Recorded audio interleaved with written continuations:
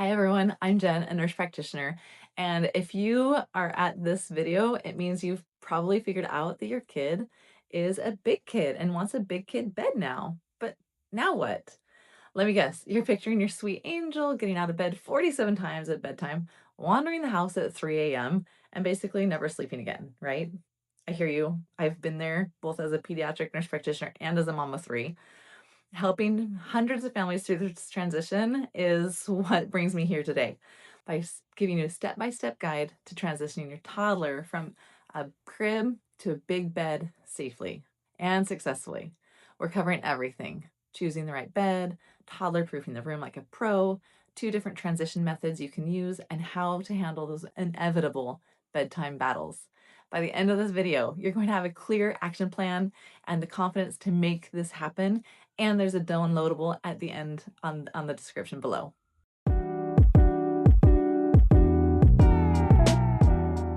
Okay, the first decision is which kind of bed do you get? Because there's several options out there. I'm going to give you the 2 options I recommend most often. First one, the floor bed. Floor beds are having a moment, and honestly, I love them for toddlers. These beds sit directly on the floor or super low, so they can get in and out of bed without the scare of falling out of bed too hard or climbing out and falling. These are mostly inspired by the Montessori principles, and it's great for your little one who wants a little bit more independence and for the parents who are a little bit more nervous. They promote independence while also maintaining that safety that we need. Pro tip, look for one with optional safety rails on the sides. So some toddlers are rollers. If you've slept with a toddler, you know what I'm talking about. And even though they can't fall far from a floor bed, a small rail can help them stay cozy in bed. Option number 2, the standard toddler bed. Some of you probably have cribs that transition into toddler beds, and that's a great way to make an easy transition. These generally sit lower than a twin bed, usually about a foot to 15 inches off the ground. And here's the bonus, they often use your same crib mattress. So same smell, same feel, which can really help with the transition. They typically come with built-in guardrails, and they're good middle ground between a crib and a full twin bed. My honest recommendation, if you have a climber or a very active toddler, go with the floor bed. If your child is more cautious and you want something that feels like a big kid experience, then the toddler bed is great. You can't go wrong with either one. Okay, this is a section where we talk safety. Once your toddler has bedroom freedom, we need to make sure that that room is completely safe for unsupervised exploration. Grab a notepad. I'm going to walk you through this step by step. I also have a downloadable in the description below. Step 1, anchor all the furniture to the walls. If you know what I'm talking about, if you have a toddler, they climb on everything. So this is a non-negotiable.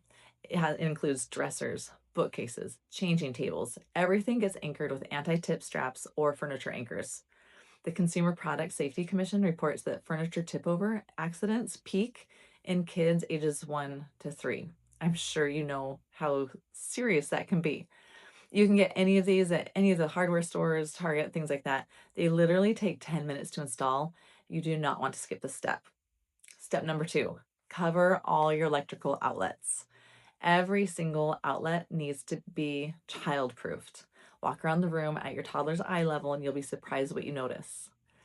Step 3, secure or remove all the window blind cords.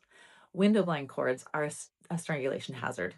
Either use cordless blinds or make absolutely sure that cords are tied up and completely out of reach. And I mean, like, you can't even touch them without a step ladder. Step 4, you have to install a baby gate at the bedroom door. This is my favorite solution because it gives your toddler freedom to move around in their own room. They can play, they can look at books, they can even go to the potty chair if you have one, but they can't wander into the kitchen or down the stairs at 2 a.m. Some parents worry that this might feel like a cage, but here's how I frame it. The whole room is their space. The gate just defines their safe boundary, kind of like how your whole house has walls. Step 5, move the furniture away from your windows. Anything your toddler could use to climb, chairs, toy boxes, even a sturdy laundry basket, needs to be away from windows because we don't want any climbing to dangerous heights, or we don't want them hitting a toy against a window because it makes a fun sound and then have a broken window. Number 6, do a choking hazard sweep. Literally get down on your hands and knees and look around the room. Small toys, batteries, coins, buttons, anything smaller than a toilet paper roll is a choking hazard in kids under 3. I know this seems like a lot, but I promise, once you do it, you're done. And the peace of mind, totally worth it. Okay, now let's set your toddler up for sleep success with the room environment. Besides safety, you want them to be comfortable. Blackout curtains are your best friend. They help with naps, they prevent early morning wake-ups, and they support healthy melatonin production. The darker, the better. Okay, step number 2, minimize your toys and the stimulation. I tell parents this all the time. The bedroom should be a boring bedroom. If you have a huge bin of exciting toys visible, your toddler's going to want to play instead of sleep. Keep a few books for bedtime reading and maybe 1 or 2 comfort items, and everything else, put it in a closet or out of the room. Think of what we've been told as adults. You don't want to have your bedroom have a TV in it. You don't want your phone in your room. Same thing applies to a toddler. Tip 3, consider nightlight. Some kids do better with a small, warm-toned nightlight, especially if they're nervous about the change. Red or amber light is best because it doesn't interfere with sleep hormones as much as the blue or white light. Then tip number 4, white noise. White noise can be really helpful for toddlers who are adjusting to a new sleep space. It drowns out household sounds and creates a consistent sleep cue, especially when they have the freedom to get up out of bed to see what the noise is outside their room. We want to mask that as much as we can. Okay, here's where the rubber meets the road. I'm going to give you 2 different methods for making this transition. You pick the one that works best for your family. Method number 1, the gradual approach. This is my favorite one for families who have time to have the plan and aren't dealing with any immediate safety concerns. How this works is weeks 1 to 2. It's just the introduction. You're just letting your toddler get familiar with a new bed during the day. Read books there, play quiet games, maybe have a snack sitting on the bed, build positive associations. They're still sleeping in the crib at night, so there's no pressure. Then in week 3, we start nap time in the new bed. Naps are easier than nighttime sleep. There's less emotional charge. It's daytime, so it's less scary. And if it's a disaster, you can just get up and try tomorrow. Continue nighttime sleep in the crib, and while they get comfortable with naps in the bed, always give them an option. By week 4, you should be able to move nighttime sleep to the big bed because they've been napping there successfully at this point, and this isn't a huge, scary new change. Again, I always give them an option. Do you want to sleep in your crib or do you want to sleep in your big kid bed? And a lot of times by now, they're ready to make that change, but it's not giving them any pressure, and the pressure's off both of you. Now let's talk about number 2. The method number 2 is the cold turkey approach. Sometimes you need to move your toddler fast. Maybe your toddler is climbing out of the bed, out of the crib, and it's a safety issue. Or the crib needs to be set up for a new baby next week. So here's how to make this exciting instead of traumatic. Make it a celebration. Have a big kid bed ceremony with special attention and praise. Let your toddler pick out new bedding with his favorite characters. Read a book together about moving to a big bed. There's tons of great ones out there. And take a first night photo and make a big deal about it. The energy you bring to this matters. So if you're excited and confident, they're more likely to be excited and confident too. If you're nervous and stressed, they're going to get that too, and they're going to be a little bit more apprehensive. So really just play it up. Whichever method you choose, the first few nights still might be rough. That's completely normal. And that's what brings us to the next section. So this is where parents struggle the most. And I want you to know you are not alone. Your toddler will test boundaries. It's not defiance, it's absolutely developmentally appropriate.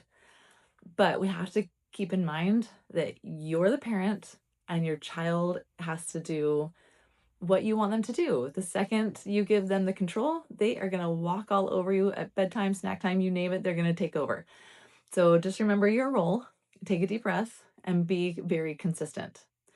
Strategy number 1, keep your bedtime routine exactly the same as it was when you were putting them in the crib instead of the bed. The routine is your anchor. The bath, the books, the songs, the cuddles, the lights out, whatever you were doing before, keep doing it. The consistency is the cue that it's time to sleep. Strategy 2, the silent return method. When your toddler gets out of bed, and they will, you calmly and quietly walk them back. No talking, no explaining, no engaging, just a gentle, it's bedtime, back to bed, and you return. You might have to do this like 10, 20 times the first night. And I'm not going to lie to you, this is what I tell parents. Every time you stay consistent, you're teaching them expectations. By night 3 or 4, it drops dramatically. So be patient. But the second you engage with them, telling them stories about how they're going to be a big kid and this is exciting, you're giving them that feedback that they're craving. They want that attention and they want an excuse not to go back to bed. So keep it very simple, very straightforward. Don't make eye contact. Don't talk to them more than you need to. Strategy number 3 is the toddler clocks. These clocks use colors, usually red for stay in bed and green for okay to get up. Their visual works great for toddlers who can't tell time yet, and a lot of parents use these for early morning waking too. Okay, the 4th strategy is positive reinforcement. Catch them being really good if they stay in bed all night. Make a huge deal about it in the morning. Sticker charts work great for some kids. Wow, you stayed in your big bed all night? I'm so proud of you. Expect sleep regression. So research shows that most sleep disruptions after bed transition last about 2 to 3 weeks even if you're consistent with your approach. It will get worse before it gets better, but it will get better in the end. I do like the flashcard method where you take 3 little cards and you let the kid color them with a big bed on them and that's theirs. And then you give them 3 chances to stay in bed. And after the 3rd card goes away for the night, then they don't get the sticker in the morning. So that gives them 3 options to get out of bed: a glass of water, to go potty, one last snuggle.